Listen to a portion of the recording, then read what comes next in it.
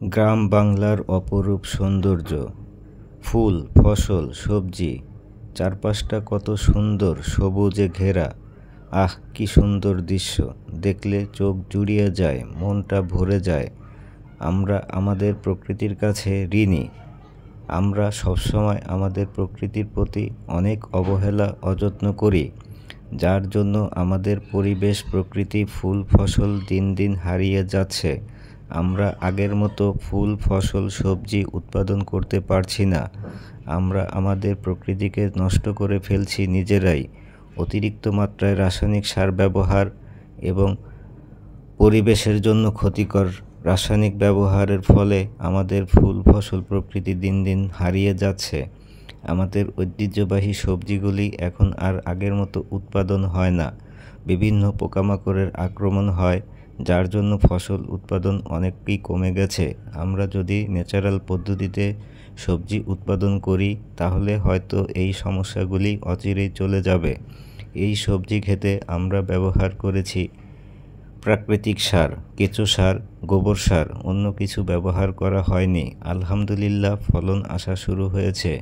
অনেক ভালো সবজি হবে আশা করছি। ঝিঙেগুলোতে ফুল আসছে, ছোট ছোট ফল ধরেছে। আশা করি উৎপাদন অনেক ভালো হবে, কৃষকের মুখে হাসি ফুটে উঠবে।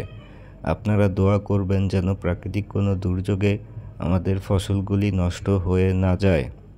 আমরা চাচ্ছি আপনারা আমাদের পাশে থাকবেন।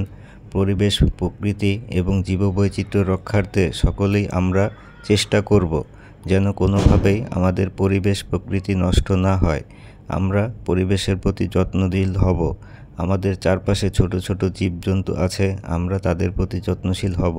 তাদের বাসোপযোগী পরিবেশ গড়ে তুলব। আমরা বড় গাছগুলি কাটব না, যেখানে পাখিরা বসবাস করে, যেখানে ফুল হয়, ফল হয়, এই ধরনের গাছ আমরা নষ্ট করব না। নষ্ট করলে আমাদের ছোট ছোট পশু এবং পাখিগুলি তাদের খাবারের উৎস হারিয়ে ফেলে, যার জন্য তারা পরবর্তীতে খাবার জোগাড় করতে পারে না, অন্যত্র চলে যায়। আমাদের চারপাশে এখন আর আমরা ছোট ছোট পাখি দেখতে পাই না, যেগুলি পোকামাকড় এবং সবজি থেকে ছোট ছোট ফলমূল এবং আহরণ করে খেয়ে বেঁচে থাকতো।